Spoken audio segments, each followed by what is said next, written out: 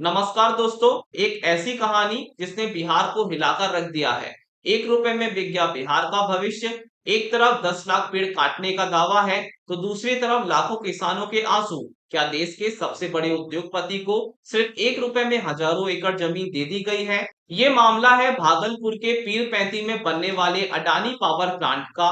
दावा है कि सरकार ने 1050 एकड़ जमीन अडानी समूह को 33 सालों के लिए मात्र 1 रुपए सालाना लीज पर दे दी है। लेकिन ये जमीन कहां से आई? सरकार ने पहले इसे करोड़ों का मुआवजा देकर किसानों से अधिग्रहित किया, यानी जनता के पैसे से जमीन ली और फिर 1 रुपए में राष्ट्र सेठ को दे दी। किसान पूछ रहे हैं, हमारी जमीन की 3 कीमतें क्यों? किसानों का कहना है कि सरकार ने हमारी उपजाऊ जमीन को बंजर बता दिया। हमें तो पता भी नहीं चला कि हमारी जमीन का असली रेट क्या है। हमारी जमीन बिकी लेकिन हमारा पेट भूखा है। हमारी जमीन जबरदस्ती ली गई, पेंसिल से दस्तखत करवाए गए। एक ही मोजा में किसी को 40 लाख एकड़ मिला तो किसी को 80 लाख। ये कैसा इंसाफ है?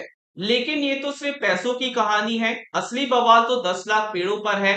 विपक्षी दलों का दावा है कि इस प्लांट के लिए आम, लीची और सागौन के 10 लाख से ज्यादा पेड़ काटे जाएंगे। अब आप सोचिए, जहां एक तरफ एक पेड़ माँ के नाम का अभियान चलता है, वहीं दूसरी तरफ लाखों पेड़ों की बलि दी जाती है। क्या हमारी सरकारों के लिए पर्यावरण सिर्फ कागज पर है?